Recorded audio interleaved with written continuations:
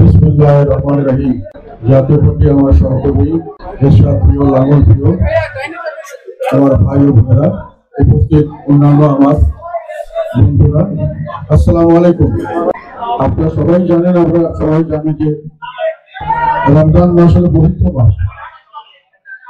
এই মাসে আল্লাহ তাআলা কোরআন শরীফ নাযিল করেছিলেন, রহমতের মাস, বরকত, নাজাতের মাস।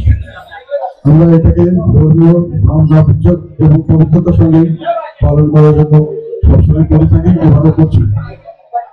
এখানে হিংসা, দেশ মারামারি, এখানে সহিংসতার কোনো স্থান নেই। কিন্তু আমরা আজকে একটা নতুন বাংলাদেশ দেখছি, যে বাংলাদেশ আমরা কখনোই এর ভিত্তিতে দেখিনি। হানাহানি, মারামারি, কাটাকাটি, সরকারি মদতে ঘৃণা এবং প্রতিহিংসা ছড়ানো হচ্ছে। মানুষে মানুষে একজনের পিছনে আরেকজনকে লাগিয়ে দেওয়া হচ্ছে। অত্যন্ত দুঃখজনক, দেশকে বিভক্ত করা হয়েছে। আইন শৃঙ্খলার চরম অবনতি, যার কারণে অস্থিরতা, সামাজিক অস্থিরতার কারণে ব্যবসা বাণিজ্যের মন্দা, মানুষের চাকরি হারাচ্ছে, বেকারত্ব বাড়ছে, অভুক্ত মানুষ বাড়ছে। এই অভুক্ত মানুষগুলিকে বিভিন্নভাবে রাজনীতি নাম করে অনেক ধরনের কাজকর্মে লাগানো হচ্ছে, যেটা সমাজকে ক্ষতিগ্রস্ত করছে, দেশকে ক্ষতিগ্রস্ত করছে। এটাকে রাজনীতির নাম করে সরকারের ঘনিষ্ঠ মহল এগুলোকে ব্যবহার করছেন তাদের শক্তি সামর্থ্য দেখানোর জন্য। তারা দেশের কথা চিন্তা করছেন না, ভবিষ্যতের কথা চিন্তা করছেন না। আমি আজকে একটা কথা, দু একটি কথা বলা দরকার মনে করছি। সেই জন্যই আমি মনে করি যে অনেক অন্য কথা বলার ছিল, অনেক কিছু হয়তো সময়ের অভাবে বলা সম্ভব হবে না। আমরা সবসময় জাতীয় পার্টি জনগণের সঙ্গে ছিলাম, জনগণের সঙ্গে আছি, জনগণের সঙ্গে থাকবো। যে জুলাই আগস্টে যে বিপ্লব হয়েছিল বৈষম্য বিরোধী, সেই আন্দোলনের সময় আমরা সক্রিয়ভাবে অংশগ্রহণ করেছিলাম। আমাদের নেতা কর্মী দুজন, রংপুরে আমাদের দুজন নেতা শহীদ হয়েছেন, আমাদের কর্মী শহীদ হয়েছেন, 4 জন জেলে ছিল এই শেখ হাসিনা সরকারের আমলে। এবং পরবর্তীতে আমাদের প্রায় 30 জনের নামে মামলা করা হয়েছিল, যারা বিভিন্ন সময় পালিয়ে বেড়াতে হয়েছিল।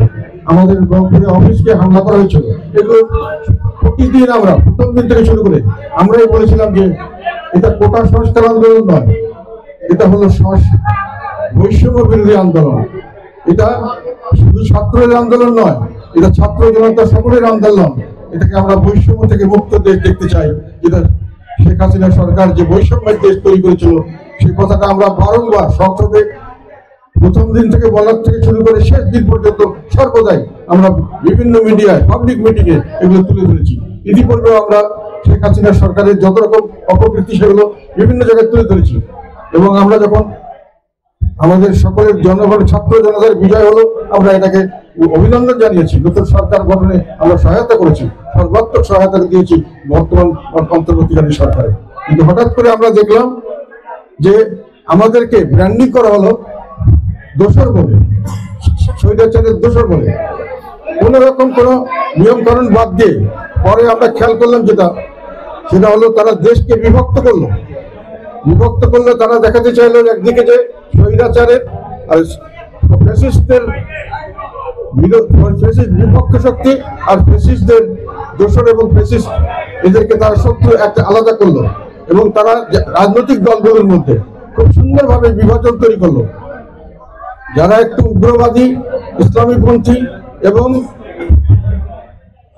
যেটা কনজারভেটিভ, সংরক্ষণবাদী, এই সমস্তকে দিয়ে তারা আলাদা একটি গ্রুপ করলো, তাদেরকে তারা দেশপ্রেমিক হিসাবে চিহ্নিত করলো। আর যারা শেখ হাসিনা সরকারের আমলে কোন রকম নির্যাতনের শিকার সরাসরি হয়নি অথবা কোন রকম সম্পৃক্ত ছিল, তাদেরকে দেশদ্রোহী, দোসর এবং ফ্যাসিবাদ বলে আখ্যায়িত করা হলো। এবং এই যে তাদের এই তর্কের মধ্যে যাদেরকে তারা সরকারের সহযোগী বা দোসর বললো বা ফ্যাসিস্ট সরকার হিসাবে যাদেরকে চিহ্নিত করলো, তারা হলো আমাদের দেশের যাদেরকে উদারপন্থী, লিবারেল বলা হয়। আমাদের বেশিরভাগ মানুষ লিবারেল, কিন্তু তারা লিবারেলকে বাদ দিয়ে কিছুটা উগ্রপন্থী এবং যারা কনজারভেটিভ, তাদেরকে নিয়ে তারা একটা গ্রুপ করলো এবং সমস্ত রাজনীতি তাদের হাতে, এবং তারা একটা আমাদেরকে অন্তর্বর্তী সরকারের ঘনিষ্ঠ জনদের কাছে আমরা জানতে পারলাম যে আমরা পরাজিত হয়েছি এবং আমাদেরকে আর কোনো রাজনীতি করারও সুযোগ নেই, আমাদের বেঁচে থাকারও কোনো সুযোগ নেই। এইভাবে তারা দেশকে একটা বিভাজিত করেছে। এখন প্রশ্ন আসলো, যেটা নিয়ে আমি কথা বলতে চাই, খুব দরকারি একটি কথা। কিছুদিন আগে আমাদের প্রতিবেশী দেশ ভারতে এসে আমেরিকার একজন আমাদের গোয়েন্দা প্রধান একটা অত্যন্ত কয়েকটি কথা বলেছেন, যেটা আমাদের জন্য অত্যন্ত একটি বিপজ্জনক সংকেত বলে আমি মনে করি। তুলসী গেবার্ট বলছেন দুটো জিনিস, একটা আমাদের মাইনরিটি সম্পর্কে বলেছেন, সংখ্যাগুলো আমি সে সম্পর্কে বলতে চাই না। আরেকটি তারা বলেছেন অত্যন্ত গুরুত্বপূর্ণ একটি কথা, উনি বলেছিলেন বাংলাদেশের মতো অন্যান্য দেশের মতো এখানে ইসলামিক মৌলবাদের উত্থান হতে যাচ্ছে এবং জঙ্গিবাদের উত্থান, ইসলামিক জঙ্গিবাদকে তারা তাদের দেশের নিরাপত্তার জন্য হুমকি মনে করে, তারা বিশ্বের নিরাপত্তার জন্য হুমকি মনে করে এবং সেইভাবে সেটাকে দেখে। এবং তার মধ্যে তারা বাংলাদেশ, সিরিয়ার নাম বলছে, ইসরায়েলের নাম বলছে, অন্যান্য দেশের নাম বলছে। কাজে সিরিয়ার সঙ্গে আমরা একত্রিত করেছে আমাদের মৌলবাদের উত্থানের কথা। এখানে সরকার কিন্তু জিনিসটি অত্যন্ত বিপজ্জনক একটি হুমকি। এটা হুমকিটার অর্থ হলো আমাদের দেশের আমি বাণিজ্যমন্ত্রী হিসেবে বলতে চাই, এইটা আমেরিকা যদি এটাতে কোনো অ্যাকশনে যায় বাংলাদেশের জন্য চরম বিপর্যয় হতে পারে। যদি তারা এটাকে যদি জঙ্গিবাদ মনে করে এবং সেইভাবে যদি অ্যাকশনে যায়, যেটা তারা বলেছে যাবে, তাহলে বাংলাদেশের জন্য বিরাট একটা বিশাল একটা সমস্যা সামনে আসতে পারে। আপনাদেরকে আমি সতর্ক করে দিতে চাই, যেটা অত্যন্ত কোনো সোজাভাবে নেওয়া উচিত হবে না।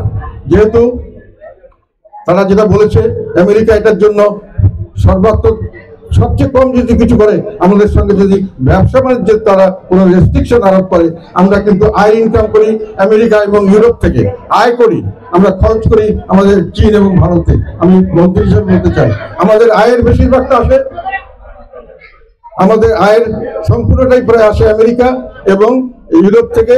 আমরা এবং যে আমাদের প্রবাসী, সেটারও কিন্তু আমেরিকা ইউরোপের বড় অংশ আছে, আর বাকিটা আছে মিডল ইস্ট। কাজে আমরা যদি তা এটা বন্ধ করে দেয় এবং তাহলে যদি বলে এই দেশে তো আমাদের টেরোরিস্ট ফাইন্যান্সিং, তাহলে কিন্তু এইসব জায়গায় আমরা কোনো আয় ইনকাম করতে পারবো না। আমাদেরকে শুধু ব্যয় করতে হবে, আমাদের কিন্তু সম্পদ নেই, যথেষ্ট জনসংখ্যা, এখানে আমরা কিন্তু না খেয়ে মরার অবস্থা হওয়ার সম্ভাবনা আছে।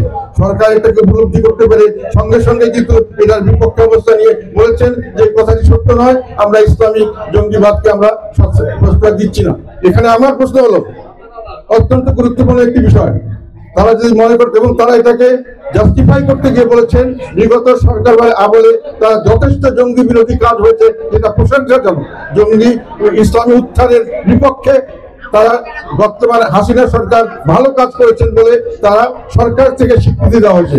এখানে আমার প্রশ্ন হলো, হাসিনা সরকার যদি ভালো কাজ করে থাকেন জঙ্গি বিরোধীতে, তাহলে তারা তো জঙ্গিরা তো তার বিপক্ষে, তার মানে ফ্যাসিস্টের বিপক্ষে হলেই তারা দেশপ্রেমিক হিসেবে তারা যে মার্ক করছেন, তার মানে তারা কি তারা এই জঙ্গিবাদকে তারা দেশপ্রেমিক বলছে, যারা জঙ্গিবাদী লোক তাদেরকে তারা দেশপ্রেমিক হিসেবে চিহ্নিত করছে।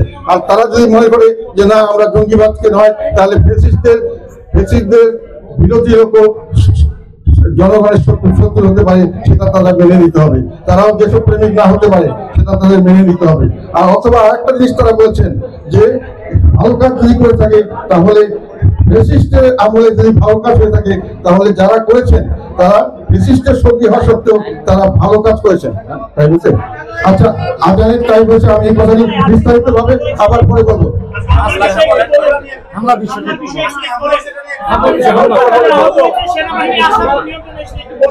না না, এখন আমরা সেনাবাহিনী এসছেন আমাদের এখানে, একটা মোটামুটি একটা সুন্দর সম্পর্ক অবস্থা হয়েছে, আমরা একটু পর্যন্ত করতে পারলাম, না হলে আমাদের পক্ষে এই একটা মাফিয়া করা সম্ভব হতো না।